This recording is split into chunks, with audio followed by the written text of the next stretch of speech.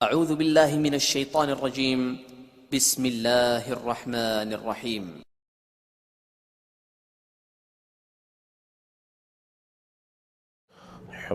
الحمدللہ رب العالمین والصلاة والسلام علی سید الانبیاء والمرسلین اللہم صلی وسلم وبارک علی سیدنا و مولانا محمد وعلی آلہ وصحبہ وبارک وسلم تسلیما کثیرا کثیرا۔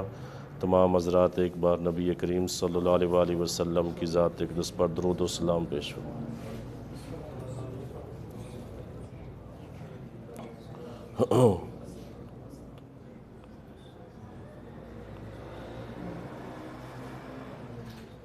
اس لیکچر سے قبل آیت نمبر 101 تک آپ سماعت کر چکے تھے،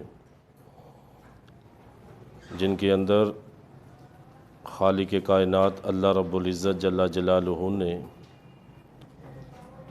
قوم بنی اسرائیل کے جرائم کی مکمل تفصیل، ان کی نعمتوں کی ناشکری کو بیان فرمایا۔ آگے ان کی ایک اور خامی کو، ان کی ایک اور بری صفت کو ذکر کیا جا رہا ہے۔ ارشاد فرمایا آیت نمبر 102 میں ارشاد فرمایا وَاتَّبَعُوا مَا تَتْلُو الشَّيَاطِينُ عَلَى مُلْكِ سُلَيْمَانَ وَمَا كَفَرَ سُلَيْمَانُ وَلَكِنَّ الشَّيَاطِينَ كَفَرُوا يُعَلِّمُونَ النَّاسَ السِّحْرَ۔ ارشاد فرمایا کہ پیروی کی انہوں نے اس کی جو حضرت سلیمان علیہ السلام کے دور حکومت میں جسے شیاطین پڑھا کرتے تھے، بنی اسرائیل نے پیروی کی، اتباع کی اس جادو کی یا اس کلام کی جو ملک سلیمان، حضرت سلیمان علیہ السلام کی سلطنت میں، آپ کے دور حکومت میں شیاطین پڑھا کرتے تھے۔ فرمایا وَمَا كَفَرَ سُلَيْمَانُ، فرمایا سلیمان نے کفر نہیں کیا، وَلَكِنَّ الشَّيَاطِينَ كَفَرُوا، بلکہ شیاطین نے کفر کیے۔ يُعَلِّمُونَ النَّاسَ السِّحْرَ، کیا کرتے تھے؟ فرمایا وہ لوگوں کو جادو سکھاتے تھے۔ اب اس آیت کا پس منظر کچھ یوں ہے کہ نبی کریم صلی اللہ تعالیٰ علیہ وآلہ وسلم نے جب حضرت سیدنا سلیمان علیہ السلام، اللہ کے نبی جو حضرت داؤد علیہ السلام کے صاحبزادے ہیں اور حضرت یعقوب علیہ السلام کی نسل سے ہیں، ان کا ذکر فرمایا انبیاء کی صف میں، تو جب انبیاء کے درمیان یا انبیاء کا ذکر فرمایا تو ان کا بھی نبیوں کے اندر ذکر فرمایا، تو یہود جو تھے، ان کی جماعت جو تھی مدینہ کے یہود، وہ بڑے متعجب ہوئے، اعتراض کر دیا انہوں نے، آپ کیسے ہیں جو سلیمان علیہ السلام کو آپ اللہ کا نبی کہہ رہے ہیں، حالانکہ وہ تو جادوگر تھے، معاذ اللہ، وہ تو جادوگر تھے، تو آپ انہیں کیسے نبی کہہ رہے ہیں؟ تو اللہ رب العزت نے ان کا رد فرمایا سلیمان جادوگر نہیں تھا، نہ ہی سلیمان نے کفر کیا تھا۔ تو پس منظر کچھ اس طرح ہے کہ جس طرح مختلف اس کے اندر اس کی روایات موجود ہیں۔ ایک تو یہ کہ یہ حضرت سلیمان علیہ السلام کی حکومت جو تھی وہ ہر چیز پہ تھی، انسانوں پہ بھی تھی، جنوں پہ بھی تھی۔ جس طرح انسان آپ کی بارگاہ میں حاضر ہوتے، اسی طرح جن بھی حاضر ہوتے تھے، اسی طرح ہواؤں پہ تھی، اسی طرح پرندوں پہ تھی، اسی طرح درندوں پہ، یعنی ہر شے پہ اللہ رب العزت نے آپ کو حکومت عطا فرمائی، آپ کا حکم چلتا تھا۔ تو ایک تو پس منظر یہ کہ اس وقت شیاطین جن جو ہوتے تھے، یہ اس وقت بھی آپ کے تخت کے پاس حاضر ہوتے تھے، ان پہ بھی حکومت تھی۔ تو انسانوں کا اور ان کا آپس میں ملاپ تھا، تو انہوں نے لوگوں کو جادو سکھایا، اور جب لوگ اس کے اندر مشغول ہو گئے تو پھر انہوں نے اللہ رب العزت یہ گمان کرنا شروع کر دیا، یہ اعتقاد رکھنا شروع کر دیا کہ جنات جو ہے وہ علم غیب جانتے ہیں۔ تو سیدنا سلیمان علیہ السلام نے ان پہ سختی فرمائی۔ اور دوسرا اس کا شان نزول پس منظر یہ ہے کہ جب اس وقت شیاطین جن جو تھے وہ آسمانوں پہ جا کے گات لگا کر، پہلے آسمان تک چلے جاتے تھے یہ، تو گات لگا کر فرشتوں کی گفتگو سن لیتے تھے، گفتگو سن کے کہ کون کب مرے گا اللہ بتا دیتا تھا نا فرشتوں کو، لوح محفوظ تھے وہ پڑھ لیتے تھے کون کب مرے گا، بارش کب نازل ہوگی۔ تو اس طرح کی باتیں وہ پہلے آسمان تک جا کے چھپ کے سن لیتے تھے اور آ کر واپس لوگوں کو بتاتے تھے، کائنوں کو بتاتے تھے۔ تو ان بتانے سے لوگوں نے پھر کتابیں لکھ لی، وہ ساری چیزیں کتابوں کے اندر لکھ لی تھیں۔ تو پھر یہ جب کتابیں لکھ دی گئیں تو لوگوں کے اندر یہی بات مشہور ہو گئی، جب پھر بارش کبھی ہو جاتی ان کے کہنے کے مطابق یا کوئی مر جاتا تو لوگوں نے کہنا شروع کر دیا یہ تو غیب کا علم جانتے ہیں۔ تو سیدنا سلیمان علیہ الصلاۃ و تسلیم کو جب پتہ چلا تو آپ نے سختی فرمائی اور وہ ساری کتابیں منگوا کر اپنی کرسی کے پائے تلے دفن کروا دیں، اپنے تخت کے نیچے اس کو دفن کروا دیا، اور ایسا انتظام کیا کہ کوئی بھی جن اس کرسی کے پائے کے قریب جاتا یا تخت کے پائے کے قریب جاتا تو وہ جل جاتا۔ تو فرمایا کہ آج اعلان کروا دیا کہ آج کے بعد جس نے یہ دعویٰ کیا کہ جنات علم غیب جانتے ہیں میں اس کی گردن اڑا دوں گا۔ تو یہ کنڈیشن تھی اس وقت۔ پھر اس کے بعد سال ہا سال گزر گئے، پشت در پشت گزرتی چلی گئی۔ تو اس کے بعد شیطان انسانی روپ میں آیا، جس طرح قوم لوط کے پاس آیا تھا، انسانی روپ اختیار کر کے، انسانی شکل اختیار کر کے بنی اسرائیل کو کہا کہ آؤ تمہیں میں خزانے کی خبر دیتا ہوں۔ ویسا شاندار خزانہ ہے جس کی وجہ سے سلیمان علیہ السلام حکومت کرتے تھے ہر چیز پہ۔ تو خود تو وہ قریب نہیں جا سکتا تھا کہ آپ نے ایسا انتظام کیا ہوا تھا کہ جو بھی جن قریب جاتا وہ جل جاتا تھا۔ تو لوگوں کو کہا کہ یہ جو تختہ ہے، یہ جو کرسی ہے، اس کی فلاں جو پاؤں، اس کا جو پاؤں ہے اس کی طرف سے اس کو زمین کو کھودو، اس کے نیچے وہ خزانہ دفن ہے جس کی وجہ سے سلیمان علیہ السلام حکومت کرتے تھے۔ تو انہوں نے کھودا زمین کے اندر سے، وہ صندوق نکال لیا، نکالی تو وہ کتابیں تھیں جو جادو کی تھیں، جس پہ وہ جادو والے لکھی ہوئی تھی باتیں، کچھ کائنوں کی کچھ جنوں نے ملا کے ان کو سکھایا ہوا تھا۔ تو پھر لوگوں کے اندر یہ مشہور ہو گیا، اس نے کہا تھا، شیطان نے کہا تھا کہ یہ اسی کے بل بوتے پر سلیمان علیہ السلام حکومت کرتے تھے۔ تو علماء نے ان کو بہت سمجھایا لیکن نہیں باز آئے۔ وہ کہا کہ یہی سلیمان علیہ السلام اللہ کے نبی کا علم ہے۔ پھر اس کو سیکھنا شروع کر دیا کہ ہمارے پاس طاقت آئے، اس کے اندر جا پڑے۔ پھر اس طرح جب وہ آگے نسلیں گزرتی گئیں، پھر ایک تو انہوں نے علم سیکھا، پھر سلیمان علیہ السلام کو ملامت کرنا شروع کر دیا کہ دیکھو کیسے شخص ہیں جو جناب اس علم کے بل بوتے پہ حکومت کرتے تھے ہم پہ۔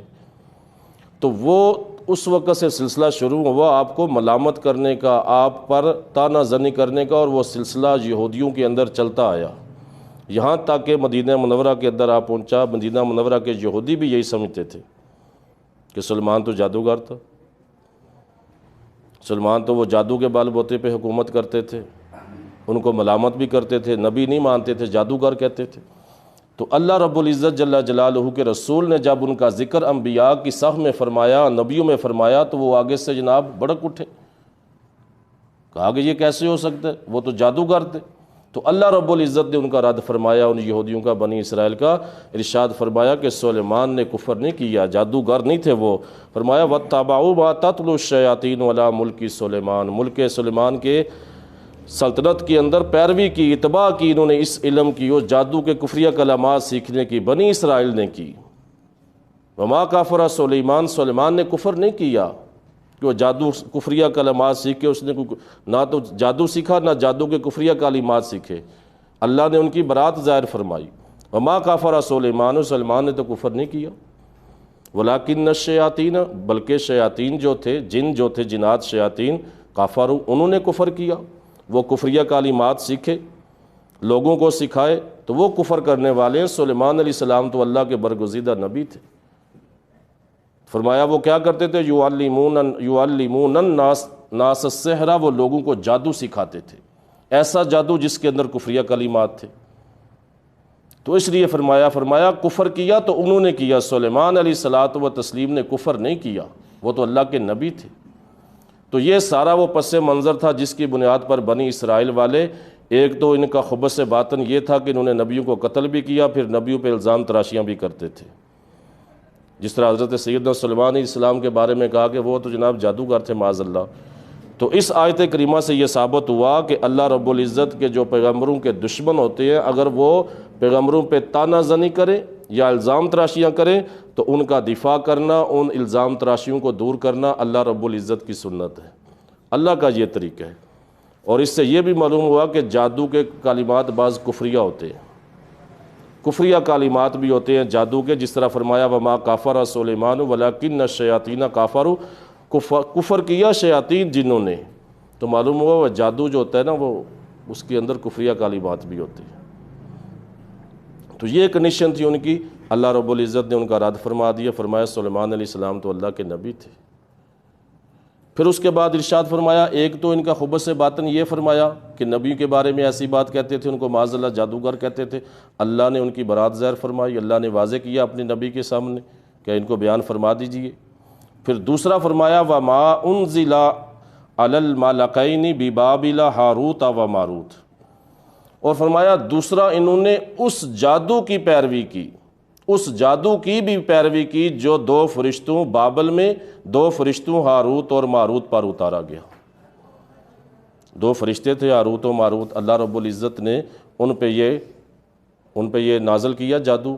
پہلا تو انہوں نے وہ سیکھا تھا جس کے اندر انہوں نے اپنی باتیں مکس کر لیں، کفریہ کلمات ملا لیے تھے، اور دوسرا وہ جادو تھا جو ان کی باقاعدہ ان کی آزمائش کے لیے نازل کیا گیا۔ ملکین دو فرشتے بھی بابل کے اندر ہاروت و ماروت، ہاروت و ماروت دو فرشتے تھے، اور فرمایا وما یعلمان من احد حتی یقولا انما نحن فتنۃ فلا تکفر، اور باقاعدہ طور پر ان کو نازل کیا، اور ان کے پاس اگر لوگ سیکھنے آتے وہ نہیں سکھاتے تھے کسی ایک کو بھی، یہاں تک دونوں جب تک کہہ نہیں لیتے انما نحن فتنۃ، ہم فتنہ، ہم آزمائش ہیں، ہم تو آزمائش ہیں، فلا تکفر، تو اس علم کو ہم سے سیکھ کے کفر مت کرو۔ مقصد کیا تھا اس جادو کے اتارنے کا؟ تاکہ فرما بردار اور نافرمان لوگوں کے مابین فرق ہو جائے۔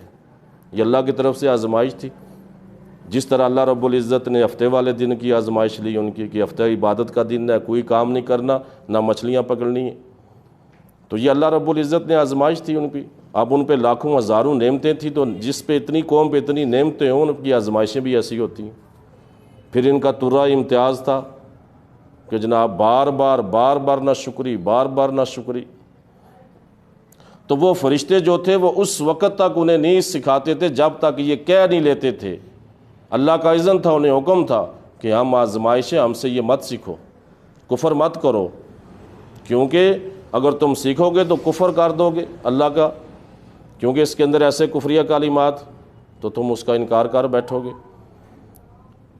تو سب سے پہلے یہاں پہ جو ارشاد فرمایا سحر کے بارے میں، سب سے پہلے تو یہ دیکھا ملکینی دو فرشتے ہاروت و ماروت، تو ہاروت و ماروت فرشتوں کے بارے میں بہت ساری روایتیں آپ کو ملیں گی، تفسیروں کی کتابوں میں ملیں گی، اور ایسی ایسی روایتیں ملیں گی کہ کل راہ رہ جاتی ہے بندے کی۔ علماء محققین نے، جو محققین علماء ہیں، انہوں نے ان تمام روایتوں کا انکار کیا، رد کیا کہ یہ اسرائیلی روایات ہیں جو ہمارے اندر گھس آئی ہیں۔ کون سی روایات؟ کہ وہ فرشتے جب زمین پہ نازل ہوئے تو وہ کسی زارا نامی عورت پہ فرفتہ ہو گئے، تو اس نے اس کے پیچھے جا پڑے، نکاح کی پیشکش کی یا برے فعل کی پیشکش کی، تو اس نے کہا پہلے مجھے جادو سکھاؤ، ایسا علم سکھاؤ کہ جو میں آسمانوں پہ چلی جاؤں۔ تو پھر اس طرح کی انہوں نے سکھا دیا، تو اللہ کا ان پہ عذاب نازل ہوا، آج وہ بابل کے کنویں میں الٹے لٹکے ہوئے ہیں، یا اس طرح کا صحاب ہو رہا ہے۔ یعنی بہت ساری روایتیں اس طرح کی شامل ہیں، اور کئی قسم کی بڑی بڑی طویل روایتیں ہیں۔ تو یاد رکھیں فرشتے جو ہیں اللہ رب العزت کے نورانی اور معصوم عن الخطا مخلوق ہیں، فرشتوں سے خطا سرزد نہیں ہو سکتی، اللہ نے ان کے اندر وہ چیز رکھی ہی نہیں۔ بعض نے کہا کہ وہ انسانی روپ میں آئے تھے، ہو سکتا ہے انسانی صفات دے دی گئی ہوں، جس کی وجہ سے انہوں نے یہ اس طرح کے افعال کیے، برے افعال کیے، اللہ نے ان کو سزا دی۔ اللہ نے فرمایا دنیا کی سزا چاہتے ہو آخرت کی سزا چاہتے ہو؟ تو انہوں نے کہا دنیا کی دے لیں۔ تو بعض نے روایت کیا کہ وہ اب تک بابل کے کنویں میں الٹے لٹکے ہوئے ہیں۔ تو جتنی بھی اس طرح کی روایتیں ہیں یاد رکھیں وہ ساری غلط اور باطل ہیں، یا گڑی گئی ہیں یا اسرائیلی روایات ہم تک آئی ہیں، ہم تک آپ پہنچی ہیں۔ لکھا بہت سارے علماء نے ہے، محققین نے لکھا ہے، لیکن علماء محققین جو ہیں صحیح جمہور علماء انہوں نے ان تمام روایتوں کا رد کیا۔ اس کی وجہ کیا کہ فرشتے معصوم ہوتے ہیں، معصوم عن الخطا ہیں۔ جس طرح اللہ کے نبی معصوم عن الخطا ہیں، اسی طرح فرشتے معصوم عن الخطا ہیں، ان سے گناہ سرزد نہیں ہو سکتا۔ وہ وہی فعل کرتے ہیں جس کا رب انہیں حکم دیتا ہے۔ تو فرشتوں کے بارے میں اس طرح کی جتنی ہاروت و ماروت کے بارے میں جتنی بھی اس طرح کی روایات ہیں، وہ ساری کی ساری لغو باطل ہے۔ یہ اللہ کی مخلوق تھی، اللہ نے ان کو نازل کیا تھا بنی اسرائیل کی آزمائش کے لیے، جادو دے کے بھیجا تھا اور کہا تھا کہ دیکھو ان کی، تاکہ فرما برداروں میں اور نافرمانوں میں فرق ہو جائے، کون فرما بردار ہے کون نافرمان ہے۔ تو وہ لوگوں کو جادو سکھاتے تھے، ان کے پاس وہ آتے تھے، انہیں جادو سکھانے سے پہلے کہتے تھے کفر مت کرو، کفر مت کرو، کیونکہ وہ جادو ایسا تھا جس کے اندر کفریہ کلمات تھے، کو اللہ کی نافرمانی مت، کفر مت کرو۔ اس کے باوجود اگر وہ ضد کرتے تو پھر وہ انہیں سکھاتے تھے۔ اور فرمایا آگے دیکھیں، فرمایا فَيَتَعَلَّمُونَ مِنْهُمَا مَا يُفَرِّقُونَ بِهِ بَيْنَ الْمَرِّ وَالزَّوْجِ، اور فرمایا وہ جو ان دونوں سے سیکھتے تھے وہ کیا تھا؟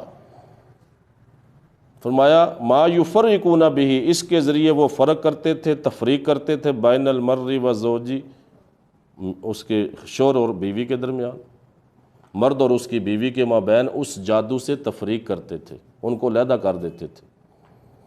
وَيَتَعَلَّمُونَ، جو ان سے سیکھتے تھے، منہما، ان دونوں سے، ما یفرقون بہ، تو وہ تفریق کرتے تھے اس جادو کے ذریعے، بین المرء وزوجہ، زوجہ اور اس کے شوہر کے مابین، وہ تفریق کر دیتے تھے اس کے درمیان۔ تو یہ سحر جو ہے، جس کو سحر کہا جاتا ہے، جس کو قرآن نے سحر کہا، جادو جسے آپ کہتے ہیں، یہ جادو حق ہے۔ اور اس کی ابتدا جو ہوئی ہے وہ حضرت سیدنا سلیمان علیہ السلام کے دور سے ہوئی ہے۔ جادو حق ہے اور یہ اثر کرتا ہے، اور اس کے اندر اللہ نے تاثیر رکھی ہے، یہ حق ہے جادو۔ آپ دیکھیں نا وہ سورہ فلق اور سورہ ناس جس موقع پہ نازل ہوئی، وہ لبید بن عاصم جو یہودی نے نبی پاک صلی اللہ علیہ وسلم، ہمارے پاک نبی پہ جادو کر دیا تھا، اثر ہوا، تکلیف پہنچی، لیکن اللہ نے حفاظت فرمائی، کیونکہ اللہ نے وعدہ فرمایا لوگوں سے آپ کی حفاظت کروں گا۔ تو وہ جادو تو حق ہے، اثر کرتا ہے وہ۔ تو سحر جو ہے نا، اس کے سحر کو جو سحر فرمایا گیا، اس کے مختلف معنی ہیں، آپ نوٹ فرما لیں۔ پہلا معنی، کسی چیز کو اس کی حقیقت سے دوسری حقیقت کی طرف پلٹ دینا، اس کو سحر کہتے ہیں۔ کسی چیز کو اس کی حقیقت سے اس کی حقیقت سے دوسری حقیقت کی طرف پلٹ دینا، اس کو سحر کہتے ہیں۔ اور دوسرا اس کے اندر نظر بندی اور تخیلات، جن کی کوئی حقیقت نہیں ہوتی، یہ بھی سحر کے اندر آتا ہے۔ نظر بندی اور تخیلات، جس طرح کہ فرعون کے دربار میں جب موسیٰ علیہ السلام تشریف لے گئے تھے، تو اس کے جادوگر جو بعد میں ایمان لے آئے تھے، انہوں نے رسیاں پھینکی، وہ سانپ بن گئے، تو وہ نظر بندی تھی ساری۔ وہ تخیلات کے اندر، وہ جادوگر جو ہوتا ہے وہ انسان کے ذہن کے اندر وہ اس چیز کو ایکسیپٹ کرواتا ہے، قبول کرواتا ہے، ہوتی رسی ہے لیکن وہ ذہن سمجھتا ہے یہ سانپ ہے، تو یہ بھی سحر کے اندر آتا ہے۔ پھر اس کے علاوہ شیطان سے کسی طرح کا قرب حاصل کرنے کر کے اس کی مدد چاہنا، اس کا یہ شرعی معنی ہے سحر کا۔ شیطان کا قرب حاصل کر کے اس کی مدد چاہنا، تو جب ایسی کنڈیشن ہوتی ہے بندہ کافر ہو جاتا ہے، شیطان سے مدد طلب کرتا ہے، کفریہ کلمات بولتا ہے۔ ہیں ایسے لوگ جادوگر ہیں ایسے جو اس طرح کے افعال کرتے ہیں، بلکہ ایسے بھی ہیں، ان کے بارے میں سنا بھی ہے اس دور کے اندر بھی، کہ وہ شیطان کو آتا ہے ان کے پاس، حاضر ہوتا ہے ان کے پاس، ان کی مدد کرتا ہے۔ اللہ بہتر جانتا ہے، لیکن کراچی کے اندر میرا ایک دوست تھا جاننے والے، انہوں نے بتایا تھا، میں نے اپنی آنکھوں سے دیکھا ہے کہ بنگالی جادوگر کو، کہ وہ شیطان اس کے پاس آتا ہے، جن کی شیطان کی حاضری ہوتی ہے، تو جب اس کی حاضری ہوتی تھی وہ بقول اس کے، اللہ بہتر جانتا ہے، کہتا ہے اس کی ایک بندہ جو جادوگر تھا اس کی گردن پیچھے منہ جو ہے اس کا پیچھے چلا جاتا تھا، یعنی کوئی انسان نہیں کر سکتا ایسے اپنا جناب چہرہ جو بیک پہ لے جائے سارا آگے لے نہیں، لیکن کہتا ہے میں نے اپنی آنکھوں سے دیکھے۔ تو اس طرح کے خبیث لوگ ہیں، پھر جو اس کا کلام کی اس چیز کے اندر پڑھتے ہیں، پھر شیطان کی مدد طلب کرنی پڑتی ہے، آرام کھانا پڑتا ہے، آرام کرنا پڑتا ہے، تو بندے کی ایمان سے چھٹی ہو جاتی ہے، ایمان آنکھوں سے نکل جاتا ہے۔ تو شرعی معنی اس کا یہ کہ اس کا تقرب حاصل، یعنی قرب حاصل کرنا شیطان کا، پھر اس سے مدد طلب کرنا، یہ اس کا شرعی معنی۔ پھر عام معنی جو عوام کے اندر مشہور ہے اس کا، ایک سحر کا عام معنی یہ عوام کے اندر جو مشہور ہے کہ جناب وہ جادوگر انسان کو گدھا بنا دیتے ہیں، اس کی حقیقت بدل دیتے ہیں بالکل ہی، یعنی انسان کی بالکل ہی وہ تو یہ بھی علماء محققین کے نزدیک علماء اس کو نہیں مانتے، کہتے ہیں ایسا کوئی علم نہیں ہے، ایسا کوئی جادو نہیں ہے کہ جو انسان سے گدھا بنا دے۔ ہم نے سنا ہے کہ برصغیر کے اندر اس طرح کے معاملات برصغیر پاک و ہند میں چلتے تھے، لیکن صرف سننے کی حد تک۔ تو یہ سحر کی حقیقت ہے، اور اس کے اندر نبی کریم صلی اللہ علیہ وآلہ وسلم کی واضح حدیث مبارکہ صحیح بخاری کے اندر اللہ کے رسول صلی اللہ علیہ وآلہ وسلم نے اسے سات ہلاک کرنے والے کاموں میں شامل فرمایا۔ ارشاد فرمایا نا صحیح بخاری، حضرت ابو ہریرہ اس حدیث کے راوی، ارشاد فرمایا پاک نبی صلی اللہ علیہ وآلہ وسلم نے کہ 7 ہلاک کرنے والے کاموں سے بچو۔ 7 قسم کے وہ کام جو بندے کو ہلاکت میں لے جاتے ہیں، ہلاک کر دیتے ہیں۔ صحابہ نے عرض کی یا رسول اللہ کون سے وہ کام ہے جو بندے کو ہلاکت میں لے جاتے ہیں؟ ارشاد فرمایا اللہ کے ساتھ شرک کرنا، پہلا کبیرہ گناہ۔ فرمایا دوسرے نمبر پہ جس چیز کو ذکر کیا فرمایا جادو کرنا، دوسرے نمبر پہ جادو کرنا، اور تیسرے نمبر پہ فرمایا ناحق قتل کرنا، کسی کو ناحق قتل کر دینا، یہ بہت بڑا کبیرہ گناہ۔ چوتھا گناہ ارشاد فرمایا سود کھانا، پانچواں فرمایا یتیم کا مال کھانا، چھٹا گناہ میدان جہاد سے پیٹ پھیر کے بھاگ جانا، اور ساتواں گناہ فرمایا مسلمان پاک دامن عورت پر زنا کی تہمت لگانا۔ فرمایا یہ 7 قسم کے کبیرہ گناہ، ان سے اپنے آپ کو بچاؤ، یہ بندے کو ہلاک کر دیتے ہیں۔ اب اس کے اندر بھی کافی ڈیٹیل ہے، لیکن آج میرا ارادہ یہی ہے کہ 1 گھنٹہ کے لیے مختصر رکھا جائے تاکہ آپ لوگ بھی سکون سے بیٹھے رہیں۔ تو اس کے اندر صرف ایک چیز آپ کے سامنے عرض کرنا چاہتا ہوں، جادو کا تو آپ نے ارشاد فرما دیا اللہ کے پاک رسول نے، اور اس کے اندر فرمایا پاک دامن عورتوں پہ زنا کی تہمت لگانا۔ یاد رکھیں کہ شریعت اسلامیہ کے نزدیک کوئی کسی پہ اس طرح کی تہمت نہیں لگا سکتا، تہمت لگائے گا تو حد قذف لگے گی اس پہ، اس کو کوڑوں کی سزا دی جائے گی اگر وہ ثابت نہ کر سکا۔ ایسا معاملہ ہو، آج ہمارا وتیرہ کیا ہے یا ہماری عورتیں کیا، زیادہ تر ہماری لیڈیز کے اندر اس طرح کے معاملات چلتے ہیں، ایک دوسرے پہ الزام تراشی، عورتوں پہ الزام تراشی، یا وہ کسی کو بول دیتے ہیں کہ یا یہ ولد الحرام ہے، اپنے باپ کا نہیں، تو فلاں زادہ ہے فلاں زادہ، اس طرح حرام کا لفظ کہہ کے بولتے ہیں۔ تو یاد رکھیں یہ تہمت ہے سخت، اگر کسی نے کسی کو اس طرح کا لفظ کہا تو شریعت کہتی ہے ہاں بھائی چل تیار ہو جا، گواہ پیش کر، نہیں تو کوڑے کھا۔ لیکن وہ ایک اللہ رب العزت نے مسلمان کی عزت احترام جو ہے نا سر فہرست رکھا ہے، اس کی عزت آبرو کو سر فہرست رکھا ہے۔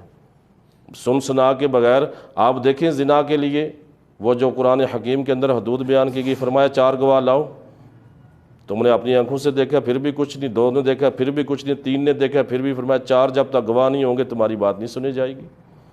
یعنی عزت احترام، مسلمان کا اکرام کتنا ہے، اور 4 کا ملنا ہی بہت مشکل ہے، تو وہ کیا خاموشی اختیار کر لو، پردہ ڈالو ایپ پہ اگر کوئی ایسا دیکھ لیتے ہو۔ ہاں 4 مل جائیں گواہی دے دیں تو پھر اس پہ بندے پہ اس کو رجم کیا جائے، یا بندہ خود اقرار کر لے، جس طرح نبی کریم صلی اللہ علیہ وسلم کے آپ کے حیات طیبہ میں بعض لوگوں نے اقرار کیا آ کے۔ تو یہ معاملہ کسی پہ تہمت لگا دینا یہ بہت خطرناک قسم کا اور کبیرہ گناہ ہے، اس سے بچنا چاہیے۔ یہ وتیرہ نہیں ہونا چاہیے کہ فلاں ایسی ہے فلاں ایسی ہے، عورتیں عموماً کرتی ہیں ایسے کہ جب لڑائی ہوتی ہے نا، دیکھیے آپ ایسی ایسی گالیاں دیتی ہیں آپس میں، پھر الزام تراشیاں کرتی ہیں۔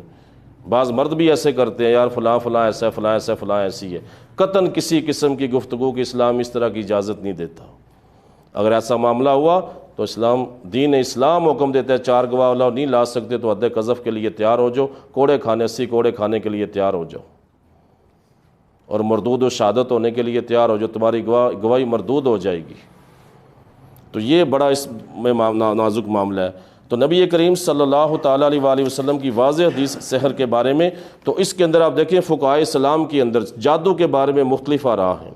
فقہائے اسلام کے اندر دیکھیں آپ اس کا مطالعہ کریں تو دیکھیں فقہائے اسلام کے اندر امام مالک اور امام احمد کے نزدیک جو ساحر یعنی جادوگر ہے وہ مطلقاً کافر ہے، پکا کافر ہے، سیدھا سیدھا کافر وہ کہتے ہیں۔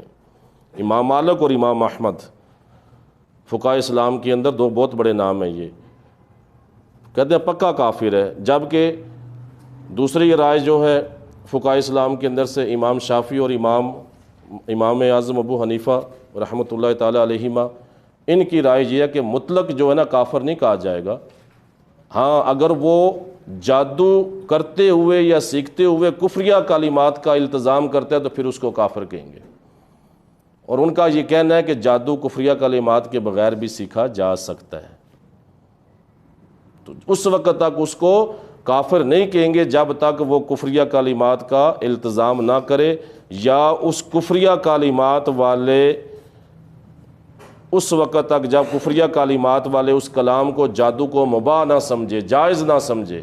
جائز سمجھے گا تو فرمایا پھر اس کا وہ کافر ہو جائے گا، پھر اس کا قتل کرنا جائز ہو جائے گا۔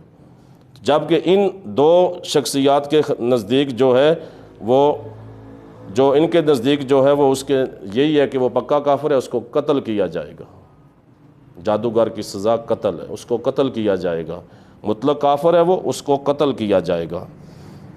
جبکہ دوسرے اس کے مقابل وہ کہتے ہیں اگر وہ مباح سمجھے، اس کو جائز سمجھے تو پھر اس کو قتل کیا جائے گا۔ اور اس کے اندر یہ بھی ہے بعض فقہاء کے نزدیک، بعض علماء کے نزدیک کہ وہ توبہ کرے، بعض کہتے ہیں توبہ قبول کر لی جائے گی، بعض کہتے ہیں نہیں کی جائے گی۔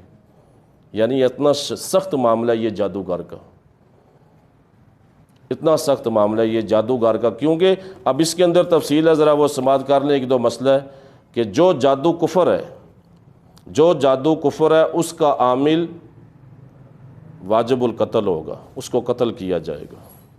جو جادو کفر ہوگا اس کا عامل قتل کیا جائے گا، یعنی اس پہ عمل کرنے والا۔ اور جو جادو کفر نہیں، یعنی کفریہ کلمات نہیں ہیں اس کے اندر، مگر اس جادو سے لوگوں کو ہلاک کیا جاتا ہے، نقصان پہنچایا جاتا ہے جان کا، اور ایسا جادو ہے۔ آپ دیکھیں نا وہ جو کنڈیشن تھی وہ کنویں کے اندر، وہ یہودی لبید بن عاصم نے جو نبی پاک صلی اللہ علیہ وسلم پہ جادو کیا تھا، وہ کیا تھا؟ وہ بت سا بنا کے سوئیاں اس کے اندر لگائی ہوئی تھی، تو وہ کنویں کے نیچے پتھر کے نیچے رکھا تھا اس کو۔ یہ تو صحیح بخاری کی روایات، سیاستہ کی روایات سے بخوبی پتہ ہے، اس کے اندر روایات موجود ہیں۔ تو وہ جادو جو کسی کو ہلاک کرنے والا ہو، اس کا عامل چاہے مرد ہو چاہے عورت ہو، ان کو قتل کیا جائے گا، اس کی سزا قتل ہے۔ لیکن اس کے اندر جس طرح میں نے عرض کی کہ علماء کرام کے، فقہاء کرام کے، ان کی توبہ کے متعلق مختلف آراء ہیں۔ بعض کہتے ہیں کہ اس کی توبہ قبول کی جائے گی، اگر وہ توبہ کرے تو توبہ قبول کر لی جائے گی، تو بعض کہتے ہیں کہ اس کی توبہ قبول نہیں کی جائے گی، ڈاکو والا معاملہ اس کے ساتھ کیا جائے گا، جس طرح ڈاکو کو قتل، اس کو بھی قتل کیا جائے گا۔ لیکن زیادہ تر راجح علماء نے اسی کو اختیار کیا ہے، جو امام شافعی جو فقہاء اسلام میں سے ایک بڑی اہم نام ہے، امام شافعی نے جس کو اختیار کیا ہے کہ توبہ اگر کرے تو توبہ قبول کی جائے گی اس کی، اگر وہ اس وقت تک اس کو کافر نہیں کہا جائے گا جب تک وہ کفریہ کلمات کو مباح نہ سمجھے، یعنی جائز نہ سمجھے۔ تو یہ اس کے اندر ڈیٹیل ہے کہ اور یہ جو سزائیں کا ذکر کیا گیا سزاؤں کا، تو یہ سزائیں دینا صرف اسلامی حکومت کا کام ہے، عوام الناس کو اجازت نہیں، یہ یاد رکھیے گا۔ کسی بھی قسم کا کوئی بھی اس طرح کی خلاف ورزی ہو کسی بھی قسم کی، تو وہ اسلامی حکومت کا کام ہے، انصاف کے داروں کا کام ہے کہ اس کو سزا دے، ہر بندے کا یہ کام نہیں ہے۔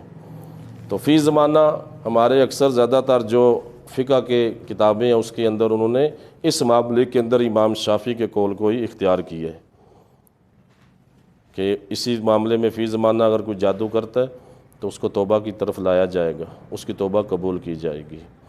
تو یہ تھا سحر کے بارے میں جو دو فرشتوں پر فرمایا نازل کیا بابل کے اندر۔ بابل عراق کا پرانا نام ہے، عراق شہر ہے جو ابھی عراق ہے، اس کا پرانا نام ہے، اور بخت نصر یہیں کا بادشاہ تھا جس نے بیت المقدس پہ حملہ کر کے یہودیوں کو مارا تھا، غلام بنا کے لے آیا تھا۔ اور نمرود جو گزرا وہ بھی اسی بابل یعنی عراق کا بادشاہ تھا۔ یہ جو نمرود گزرتے ہیں نا پیچھے، نمرود جس طرح یہ لقب ہے نمرود عراق کے بادشاہوں کا، جس طرح مصر کے بادشاہوں کا لقب فرعون ہے، حبشہ کے بادشاہ کا لقب نجاشی ہے، روم کا کیسر، ایران کا کسریٰ کہلاتا ہے۔ اسی طرح نمرود جو تھے وہ یہ لقب تھا عراق کے بادشاہوں کا، تو بابل عراق کا پرانا نام ہے۔ تو وہاں پر ان فرشتوں کو نازل کیا گیا تھا کہ جو ان کو لوگوں کو جادو سے ان کی آزمائش کے لیے نازل ہوئے تھے۔ تو فرمایا وہ سیکھتے تھے وہ ان دونوں سے جس کی وجہ سے، جس جادو سے میاں بیوی کے درمیان تفریق کرا دی جاتی تھی یا نفرتیں پھیلا دی جاتی تھی۔ اور آگے ارشاد فرمایا وَمَا هُمْ بِضَارِّينَ بِهِ مِنْ أَحَدٍ إِلَّا بِإِذْنِ اللَّهِ، تو فرمایا اور وہ نقصان نہیں پہنچا سکتے کسی ایک کو بھی، کسی کو بھی، الا باذن اللہ، مگر اللہ کے اذن کے بغیر، اللہ کے اذن کے بغیر۔ مطلب یہ کہ مؤثر حقیقی ان چیزوں کے اندر تاثیر پیدا کرنے والی جو ذات ہے وہ رب کی ہے، مؤثر حقیقی اللہ کی ذات ہے۔ تو فرمایا وہ جو نقصان پہنچاتے ہیں نا کسی کو یا تفریق کرتے ہیں، تو فرمایا یہ بھی اللہ کے اذن کے بغیر نہیں ہو سکتا۔ اور مطلب اس کا کیا؟ مطلب اس کا یہ ہے کہ اسباب کی جو تاثیر ہے وہ اللہ رب العزت کی مشیت پر ہے، اللہ کی مشیت پر ہے اسباب کی تاثیر، اللہ کی مشیت کے تخت ہے، یعنی اللہ کے چاہنے سے۔ مطلب یہ ہوا کہ اللہ چاہے گا، اللہ چاہے گا تو کوئی چیز اثر کرے گی، اللہ نہیں چاہے گا تو نہیں کرے گی۔ اللہ نہ چاہے تو زہر اثر نہیں کر سکتا، اللہ نہ چاہے تو پانی پیاس نہیں بجھا سکتا، اللہ نہ چاہے تو آگ نہیں جلا سکتی۔ سیدنا ابراہیم علیہ السلام کا واقعہ آپ کے سامنے، یا نار کونی بردًا وسلاما علی ابراہیم۔ تو وہ آج بھی وہ ان کی وہ باقی موجود ہیں وہ سارے معاملے، آج بھی آپ نے دیکھے ہوں گے، جہاں سے ان کو پھینکا گیا تھا، جو وہ آگ لگائی گئی تھی، کتنی آگ تھی، وہ ساری ڈیٹیل۔ تو اللہ نہ چاہے تو آگ نہیں جلا سکتی، لیکن اللہ نے اس میں تاثیر کیا رکھی ہے؟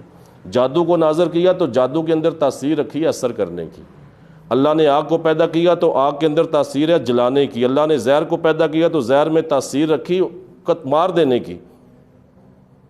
اسی طرح بہت ساری چیزیں ہیں، اللہ نے ان کے اندر تاثیر پیدا فرما دی۔ اللہ کی مشیت سے ہوتا ہے یہ سب، لیکن اللہ کی مرضی اور اللہ کی مشیت میں فرق ہے۔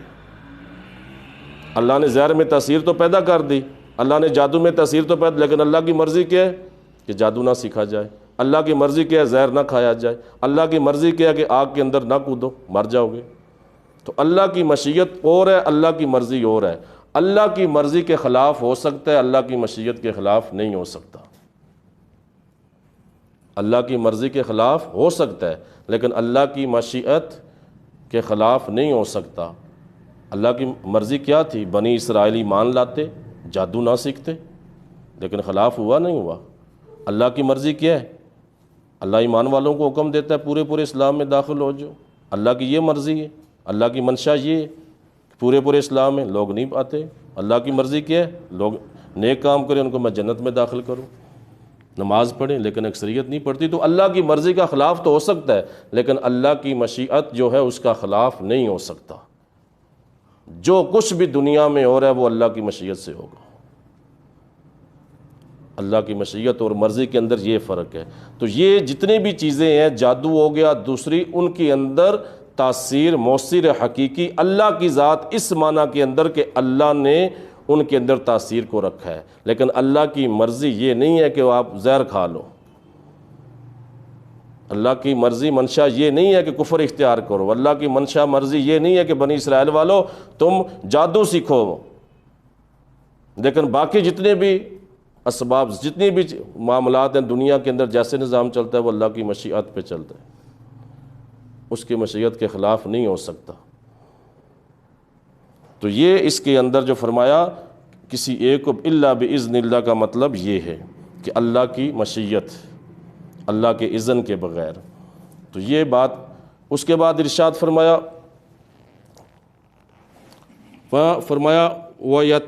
وَيَتَعَلَّمُونَ مَا يَضُرُّهُمْ وَلَا يَنْفَعُهُمْ، اور فرمایا وہ جو سیکھتے ہیں نا ان سے جو سیکھتے ہیں جادو، تو وہ انہیں ما یضرہم، انہیں نقصان ہی دینے والا ہے، ولا ینفعہم، وہ ان کو نفع نہیں دے سکتا، ان کو نفع نہیں دے سکتا، وہ نقصان ہی ان کو دے گا، نفع نہیں دے سکتا وہ جو جادو سیکھتے ہیں۔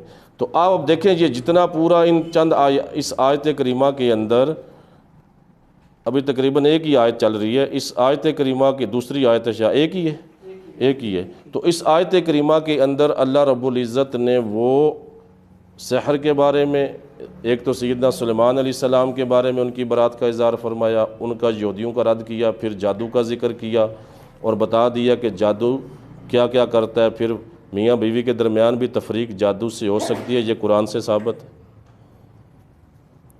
اور فی زمانہ معاملات آپ دیکھیں نا، وہ جو سیدنا سلیمان علیہ السلام کا واقعہ اللہ رب العزت نے بیان فرمایا، یہود کیا کہتے تھے کہ سلیمان جادوگر ہے، وہ جادو کے بل بوتے پہ حکومت کرتا تھا۔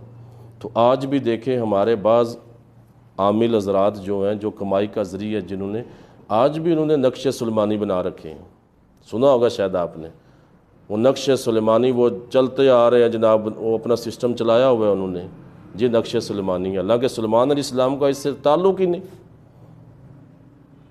جادو سے تعلق ہی نہیں کسی قسم کا، تو وہ نقش سلیمانی بنا کے جناب نام رکھے ہوئے ہیں ہمارے عاملوں نے، یہ جو جادو ٹونے کرتے ہیں، وہ زیادہ تر ہماری عورتیں ان کے پاس جاتی ہیں، وہ ذرا بھی مصیبت سر پہ آتی ہے، تکلیف آتی ہے، آپ دیکھیں نا بندے پہ جب مصیبت آتی ہے تو بندہ رستے تلاش کرتا ہے، رستے تلاش کرتا ہے نا، کبھی ادھر بھاگ کبھی ادھر بھاگ، نہیں ٹلتی تو پھر وہ بعض اوقات ایسا ہوتا ہے کہ بندہ جس کی مخالفت بھی کر رہا ہوتا ہے نا، اپنی فراغی کے اندر، خوشی کے اندر، تنگی آئی تکلیف ہے، ہو سکتا ہے جب اس کو کوئی رستہ نظر نہ آئے تو اسی کے پاس چلا جائے۔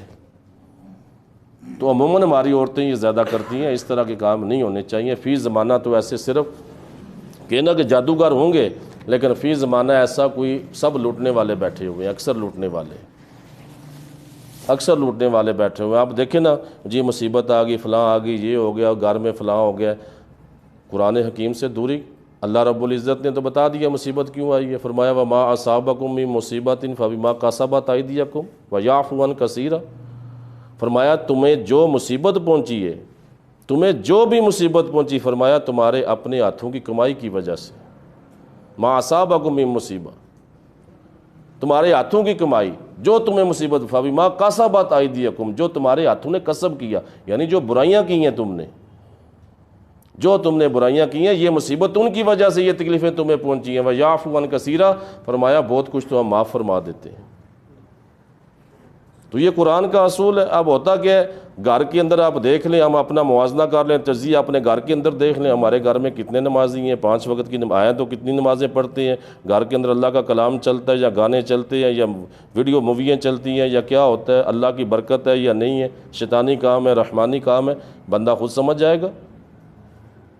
گھر میں برکت کیسے ہو پھر جب رحمانی کام ہی نہیں ہوگا، گھر میں قرآن کی تلاوت نہیں ہوگی، نماز ہی نہیں کوئی ہوگا، تو پھر ہوتا کیا، جب ایسی کنڈیشن ہوتی ہے نا، تو وہ جاؤ جناب فلاں کے عامل کے پاس چلو، فلاں عامل کے پاس چلو، یہ ہو گیا، فلاں نے جادو کروا دی ہے، پھوپھی نے کروا دی ہے، خالہ نے چاچی نے کروا دی ہے، پھر وہ بھی جناب آگے سے ماسٹر ہوتے ہیں، وہ بھی نام لے دیتے ہیں، جی فلاں فلاں نے اس طرح کی، انہوں نے سیکھا ہوتا ہے کچھ، تو پھر وہ خاندان کے اندر لڑائیاں، نہ چاکیاں، نہ چلنے والا سسٹم، رکنے والا سسٹم شروع ہو جاتا ہے۔ تو بیسیکلی بندہ اس پہ، قرآن پہ آئے، اپنے آپ پہ، اللہ پہ ایک تو ایمان رکھے، اگر کوئی جادو کرتا بھی ہے تو اللہ کے اذن کے بغیر وہ اثر نہیں کر سکتا۔ پھر اللہ رب العزت نے اس کے حل بتائے ہیں، قرآن حکیم کی آخری کل دیکھ لیں آپ دونوں، اس کو آپ 3 بار پڑھ کے پھونک لیں، بلکہ آیت الکرسی ہے۔ آیت الکرسی تو ایسا اللہ کا پاک کلام ہے جسے سورہ بقرہ آیت الکرسی کہا جاتا ہے، بڑے سے بڑا عفریت بھی اس کی طاقت نہیں رکھتا۔ اگر بندہ اس کا عامل ہو، پڑھنے والا ہو، تو بڑے سے بڑا جن بھی، فرید بھی آپ کو نقصان نہیں پہنچا سکتا۔ تو پھر بندہ پاک صاف رہے، صاف ستھرا لے، اس کے بعد اس کا وہ نمازی ہو، اس کے بعد وہ اللہ رب العزت نے اپنے رسول پہ وہ صورتیں نازل کی، سورہ فلق، سورہ ناس پڑھ کے پھونک کے سو جائے، اللہ کی اذن، اللہ کی ایمان میں ہے بندہ، آیت الکرسی پڑھ کے سو جائے، اللہ کے فرشتے حفاظت کرتے ہیں۔ لیکن ہمارا المیہ کیا ہے پھر، خاص طور پہ ہماری لیڈیز کا المیہ، ناپاکی کا خیال نہیں ہے۔ ہمارے دیکھیں نا اکثر لیڈیز یا اور مرد حضرات کہیں ایسے نہاتے نہیں ہیں، غسل فرض ہوتا ہے نہیں نہاتے، کہیں کے دن ناپاکی کی حالت میں، تو ایسی ناپاکی کی حالت جب بندے پہ کنڈیشن ہوتی ہے، فرشتے اللہ کے قریب نہیں آتے، فرشتے دور چلے جاتے ہیں اس بندے سے، حفاظت کرنے والے فرشتے جو ہیں۔ تو پھر عورتوں پر بھی ایسے معاملہ ہو جاتا ہے، کوئی جن چمڑ جائے گا، کوئی تنگ کرے گا، کوئی اس طرح کے معاملے ہوں گے۔ تو پھر یہ ساری کنڈیشن ہوتی ہیں. تو بہرحال عورتیں زیادہ بھاگتی ہیں ہماری یہ ان جادوگروں کے پاس، یہ عاملوں کے پاس، یہ ہو گیا وہ ہو گیا. تو اس کے اندر کنڈیشن جو میں آپ سامنے عرض کر رہا تھا، تو اس کے اندر ایک دو بات اور یاد رکھیں کہ جادو میں اثر ہے، جس طرح میں نے عرض کیا، اگرچہ اس کے اندر کفریہ کلمات ہوں، اللہ نے تاثیر رکھی ہے اس کے اندر. جادو میں اثر ہے، وہ اثر کرتا ہے. حدیث سے ثابت ہے، جس طرح اللہ کے پاک رسول سے سب، جس طرح میں نے عرض کیا آگے. پھر اسی طرح جب جادو میں نقصان کی تاثیر ہے تو قرآنی آیات کے اندر بھی نفع دینے کی تاثیر ہے. آپ دیکھیں نا، کسی بندے کو آپ دیکھیں، جادو ایک علیحدہ چھوڑ دیں، آپ اللہ کے پاک کلام کے علاوہ کسی بندے کو آپ دیکھیں کوئی سخت جملہ بولے، تاثیر ہوتی ہے یا نہیں ہوتی؟ چلیں کوئی کسی کو معاذ اللہ گالی دے دے تو اگلے پہ کتنا اثر ہوتا ہے نا، رنگ سرخ ہو جائے گا جناب. وہ ایک گالی کی تاثیر ہے، کوئی لفظ سخت کہہ دی ہے، اس کی اتنی تاثیر ہے، بندہ سرخ ہو جاتا ہے، مارنے مٹنے پہ آ جاتا ہے. تو جو اللہ کا پاک کلام ہے، کیا اس کی تاثیر نہیں ہوگی؟ ایک عام کلام کی تاثیر ہے، تو اللہ کا تو پاک کلام جو شفا والا، جس میں اللہ نے شفا نازل کی، جو برکتیں نازل کی. تو جب جادو میں نقصان کی تاثیر ہے تو یاد رکھیں قرآنی آیات کے اندر بھی شفا کی تاثیر ہے، یہ نفع دے سکتی ہیں. جب جادو سے، جس طرح جب کفار جادو سے نقصان پہنچا سکتے ہیں تو اللہ کے نیک بندے قرآن کی آیات سے نفع پہنچا سکتے ہیں. وہ کافر ہے نا جو جادو وہ سیکھتے ہیں، نقصان پہنچا سکتے ہیں، جان بھی لے لیتے ہیں بعض اوقات. بندہ ساری رات سو نہیں سکتا، سوئیاں وہ معاملے کرتے ہیں، اس طرح کی تکلیف ہوتی ہے. اللہ کے پاک رسول 3 دن بیمار رہے تھے اس وجہ سے. تو جب وہ جادو کفریہ کلمات والے جادو سے نقصان پہنچا سکتے ہیں تو اللہ کے نیک بندے نفع بھی پہنچا سکتے ہیں اللہ کے پاک کلام سے. پھر وہ قرآن سے ثابت ہے اللہ کے نیک بندوں کا نفع پہنچانا. حضرت عیسیٰ علیہ السلام کو دیکھیے، اللہ کے نبی، وہ جناب مادرزاد اندھوں کو آنکھیں دیتے اللہ کے اذن سے. جو کوڑی ہیں، برس کے مریض ہیں، ہاتھ پھیرتے ہیں وہ شفا ہو جاتی ہے. اور بہت سارے معاملات ہیں.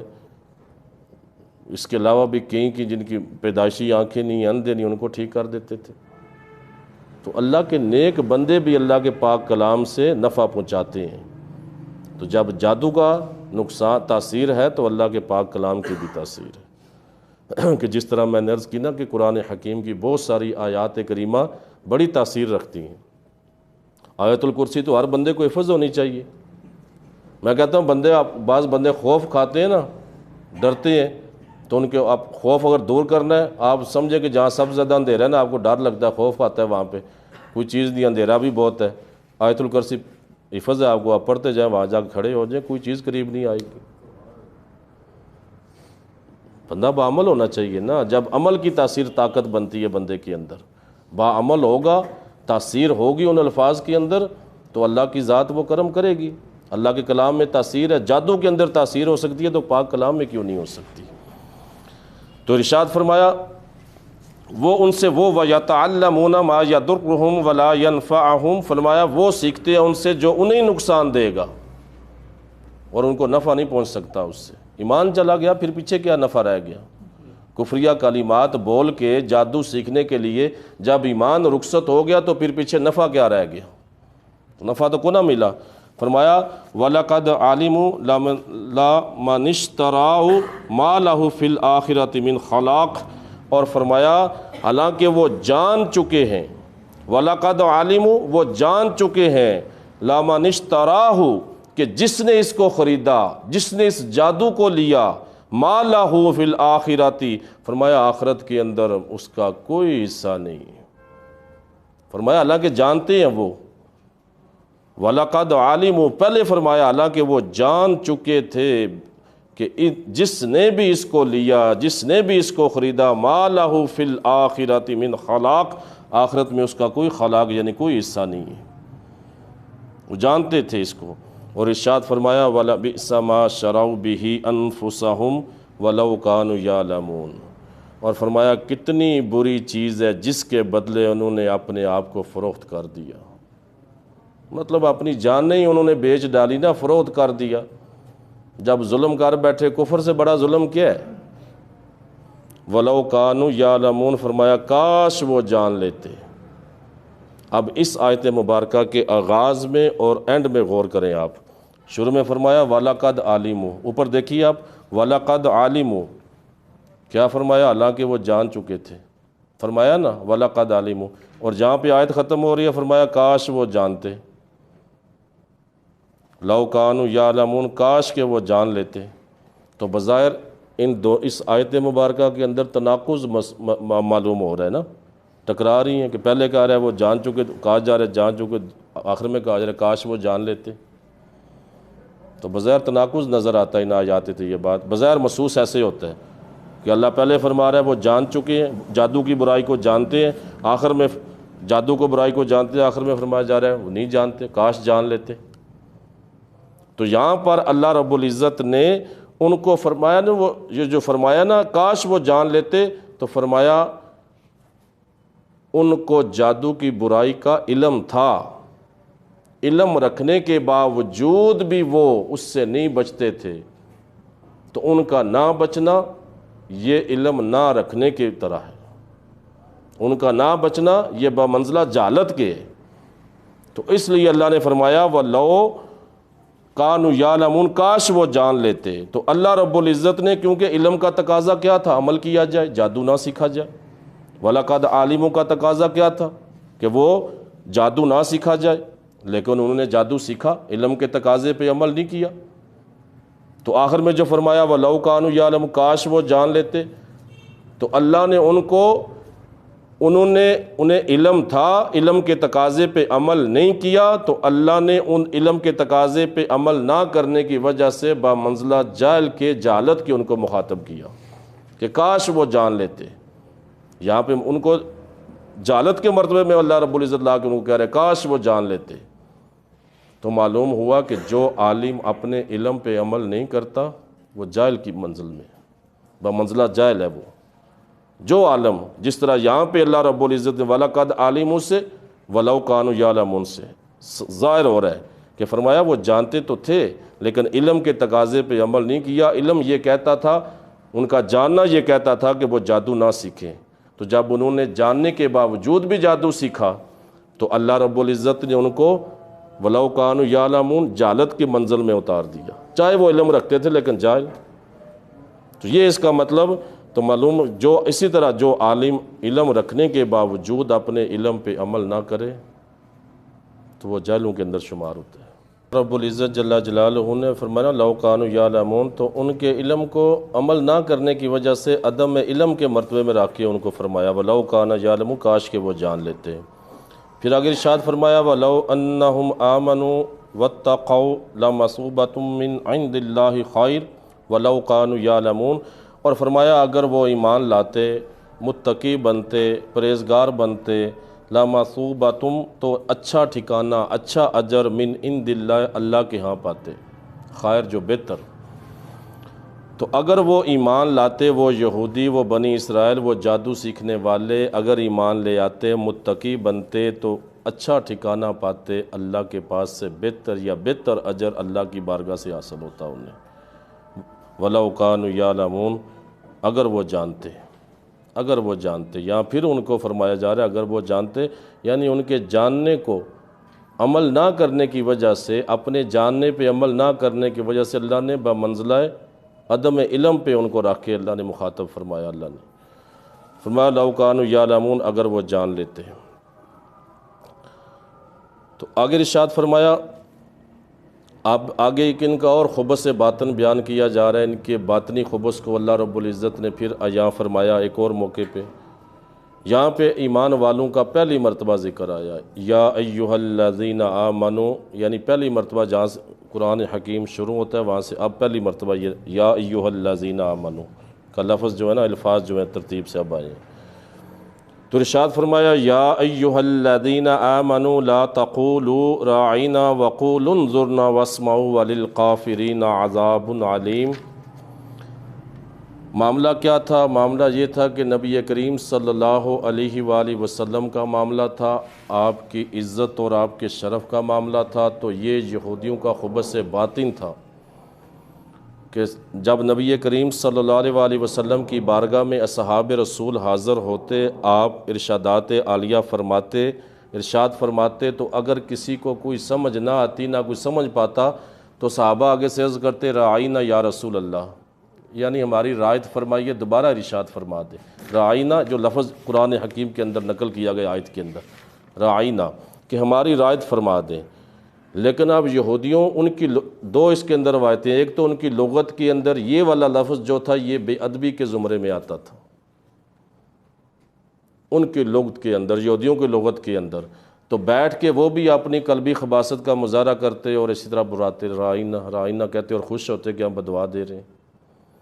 اور دوسرا اس کو ذرا سا اس کو چبا کے بولتے، راعی یعنی یا کا اضافہ کر دیتے تو اس کا مطلب بنتا تھا ہے ہمارے چروائے، معاذ اللہ ہے ہمارے چروائے۔ رعاینا کو ذرا سا دبا کے رعاینا یا لے آتے اندر تو مطلب بنتا تھا ہے ہمارے چروائے، اور اپنے خبث سے باطن پہ خوش ہوتے کہ دیکھو ہم مسلمانوں کے نبی کی توہین کر رہے ہیں، ان کو اپنا چروا کہہ رہے ہیں معاذ اللہ، یا اس طرح کی باتیں کرتے تھے۔ تو حضرت سعد بن معاذ جو تھے وہ ان کو ان کے بارے میں پتہ تھا، ان کے سعد بن معاذ جو تھے وہ جانتے تھے یہودیوں کی لغت۔ ان کو جب پتہ چلا تو انہوں نے کہا دشمن نبی کے دشمن ہے، تم پہ لعنت ہو اللہ کی، اور آئندہ اگر تم نے اس طرح کے الفاظ کیے تو گردن اڑا دیں گے تم لوگوں کی۔ تو یہودی آگے سے کہنے لگے، پھر خبث سے باطن کہنے لگے تم لوگ بھی تو ایسے ہی کہتے ہو، مسلمان بھی تو ایسا ہی کہتے ہیں اللہ کے رسول کو رعاینا یا رسول اللہ، حالانکہ خود تھوڑا بگاڑ کے کہتے تھے یا یہی کہتے تھے تو اس کا معنی کچھ اور لیتے تھے، مراد لیتے تھے۔ تو جب انہوں نے یہ سنا تو اس وقت کا یہودیوں نے جب آگے سے یہ کہا تو پھر وہ نبی کریم صلی اللہ علیہ وسلم سعد بن معاذ اللہ کے رسول کی بارگاہ میں حاضر ہوئے، دکھی ہوئے اس بات پہ، تو اس موقع پہ قرآن حکیم کی یہ آیت مبارکہ نازل ہوگی۔ فرمایا ایمان والو ایسا لفظ بھی مت استعمال کرو جو ذو معنی ہو، جس کے دو معنی بنتے ہوں۔ تو اللہ رب العزت نے اپنے پاک نبی صلی اللہ علیہ وسلم، آپ دیکھیں نا سورہ حجرات کا ابتدائی آیات، کہ اللہ کے نبی اللہ کے بڑے پیاری ہوتے ہیں، بڑے محبوب ہوتے ہیں اللہ کو، اور ہمارے دین کے اندر بھی بنیاد یہی ہے، ہمارے ایمان کی بنیاد یہی ہے نا، ہمارے پاک نبی ہیں۔ اللہ کو تو مانتے ہیں، یہودی بھی عیسائی بھی مانتے ہیں، کتابوں پہ ایمان وہ بھی رکھتے ہیں سب کا، لیکن بنیاد اللہ کے پاک نبی اور قرآن ہے۔ اللہ کے پاک نبی کو نہ مانا جائے، آپ کی محبت نہ ہو تو پھر سکا ایمان کیا کرنا۔ تو اللہ رب العزت نے وہاں پہ پابندی لگا دی، فرمایا یا ایھا الذین آمنوا لا تقولوا راعینا وقولوا انظرنا، فرمایا وہ لفظ ہے ایمان والو آج کے بعد تم نے یہ لفظ راعینا نہیں کہنا، وقولوا انظرنا بلکہ کہو کہ انظرنا یا رسول اللہ ہماری طرف نظر کیجئے، نظر رحمت کیجئے، واسمعوا تو فرمایا غور سے سنا کرو پہلے ہی، تاکہ اس طرح تمہیں دوبارہ کہنے کی حاجت ہی نہ پڑے، وَلِلْكَافِرِينَ عَذَابٌ عَلِيمٌ، اور فرمایا ان کافروں کے لیے دردناک عذاب ہے جو اس طرح یہ کہتے ہیں اللہ کے رسول کی بارگاہ میں، توہین کرتے ہیں اللہ کے نبی کی۔ تو یاد رکھیں وہ ایسے الفاظ، اللہ اور اس کے رسول کی بارگاہ میں ایسے الفاظ استعمال کرنے کی قطعاً اجازت نہیں جو ذو معنی ہو، یعنی دو معنی، ایک جس کا اچھا معنی ہو جس کا برا معنی ہو، اللہ نے اس پہ پابندی لگا دی۔ تو میں عرض کر رہا تھا دیکھیں نا محبوب اللہ کے نبی اللہ کو کتنے محبوب ہوتے ہیں۔ پھر ہمارے پاک نبی صلی اللہ علیہ وسلم سورہ حجرات کو دیکھیں، آپ مطالعہ کریں شروع سے، یا ایھا الذین آمنوا لا تقدموا بین یدی اللہ ورسولہ واتقوا اللہ ان اللہ سمیع علیم، ہے ایمان والو اللہ رسول سے مقدم مت ہو۔ یا ایھا الذین آمنوا لا ترفعوا اصواتکم فوق صوت النبی، ہے ایمان والو اللہ کے نبیوں سے اللہ کے نبی سے اپنی آواز کو بلند مت کرو، پست رکھو۔ وَلَا تَجْهَرُوا لَهُ بِالْقَوْلِ كَجَهْرِ بَعْضِكُمْ لِبَعْضٍ، اور ان کو اس طرح مت پکارو جس طرح آپس میں ایک دوسرے کو پکارتے ہو۔ فرمایا اگر باز نہیں آؤ گے تو کیا ہوگا؟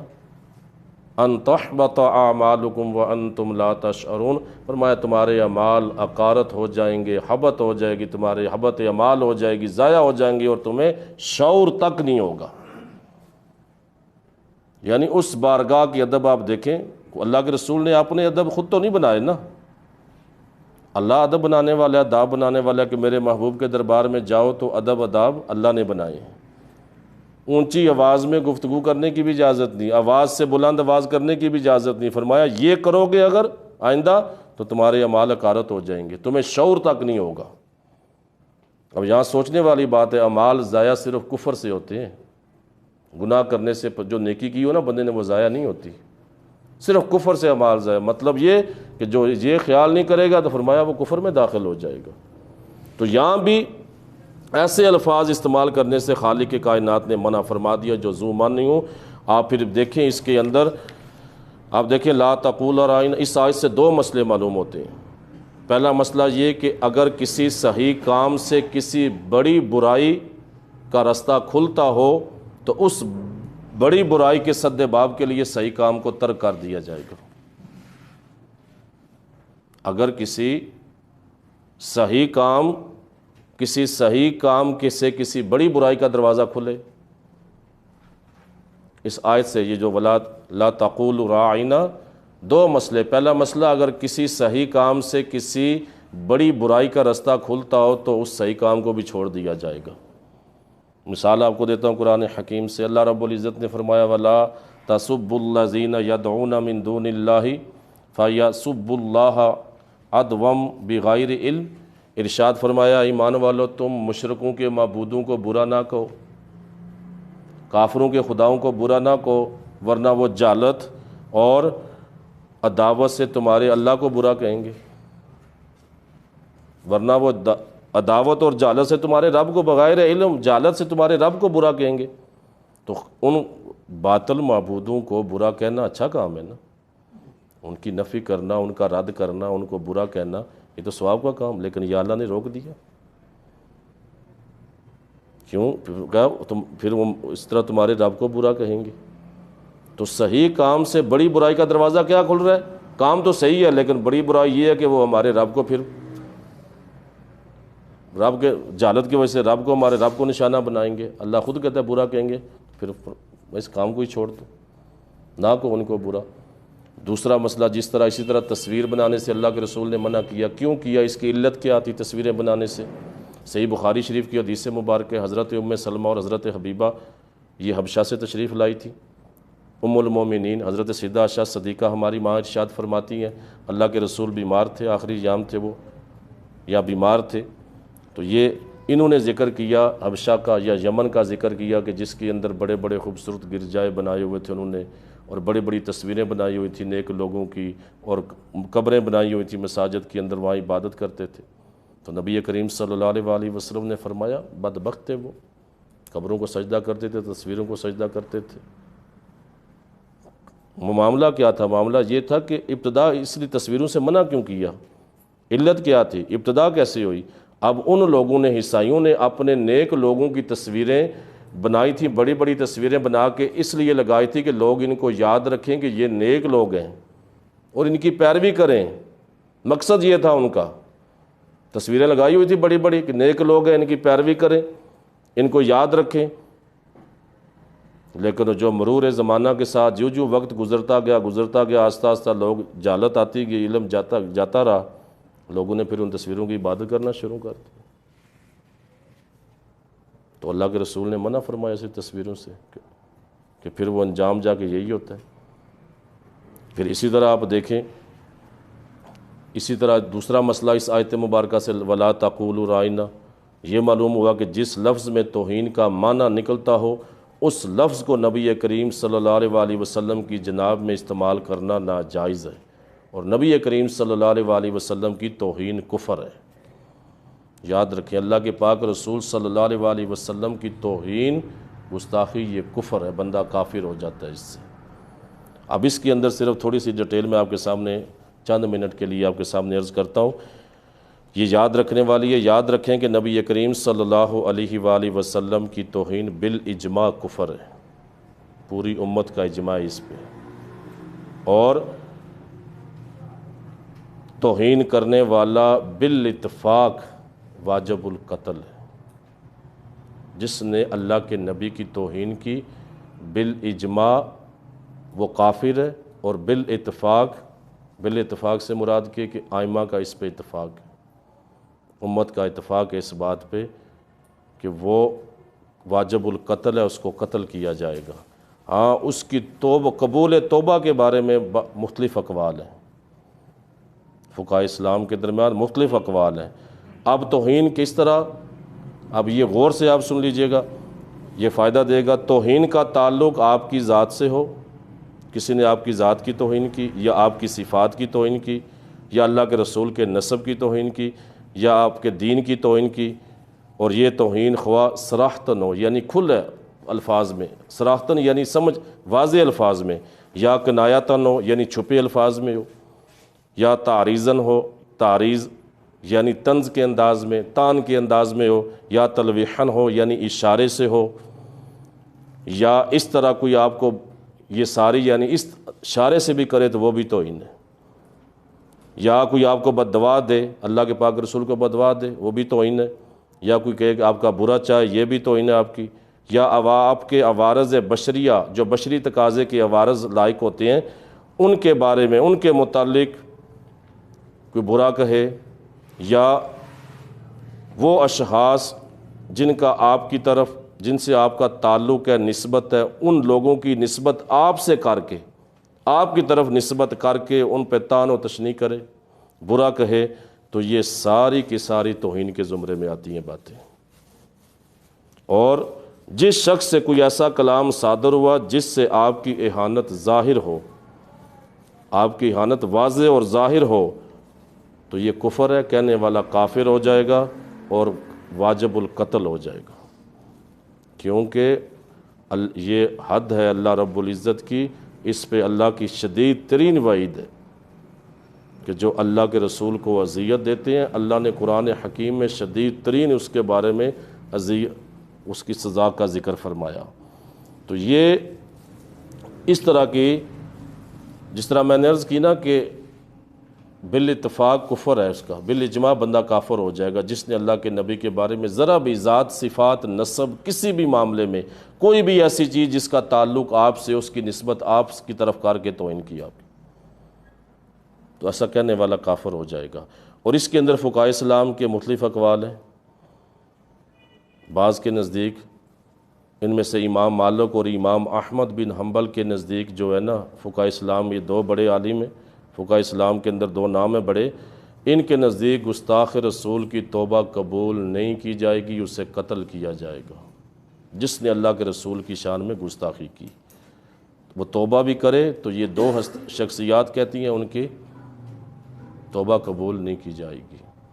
جبکہ اس کے مقابل امام ابو حنیفہ، امام حنفیوں کے جو امام ہیں، اور امام شافعی، ان دو کے نزدیک اس کی توبہ قبول کر لی جائے گی، کیونکہ یہ کہتے ہیں وہ مرتد کے حکم میں ہے۔ مرتد یعنی جو دین سے پھر جائے، تو اگر وہ دین کی طرف آنا چاہے تو اس کی توبہ قبول ہو جائے گی، لیکن انہی سے ایک روایت یہ بھی ہے کہ توبہ قبول نہیں کی جائے گی۔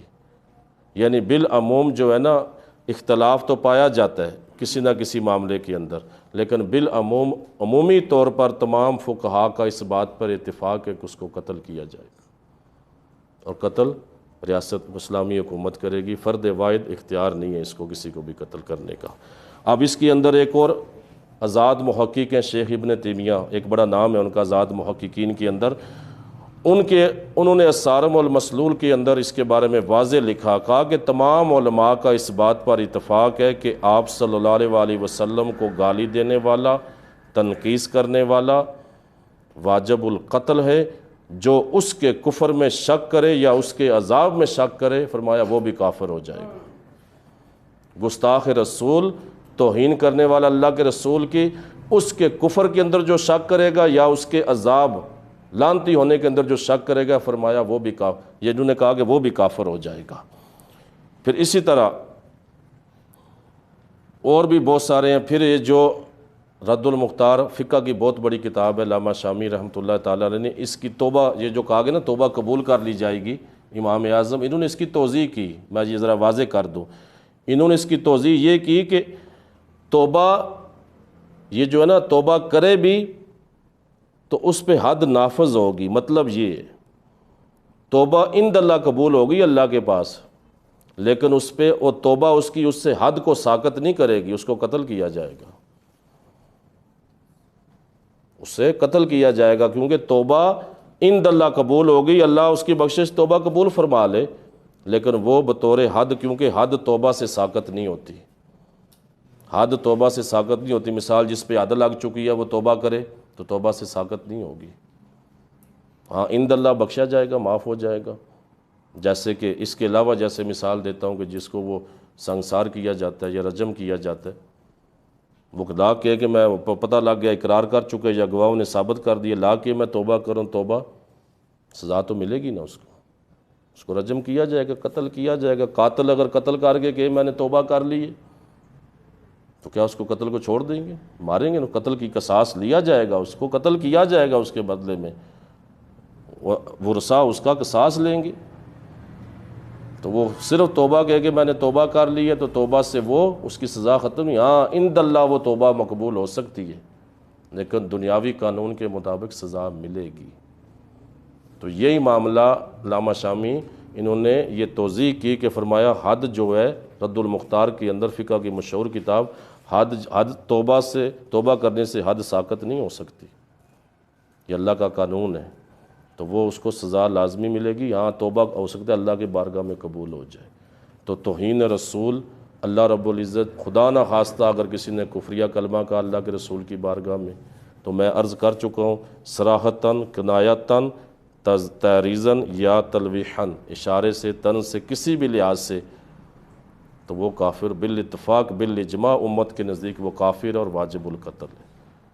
انشاءاللہ میں اگلے لیکچر کے اندر اسی سے جڑا ایک مسئلہ آپ کے سامنے رکھوں گا کہ بعض اوقات کہا جاتا ہے، یہ مشہور ہے کہ جس کلام میں 99 احتمال کفر کے ہوں اور ایک احتمال اسلام کا ہو تو اس پر کفر کا فتویٰ نہیں لگایا جائے گا۔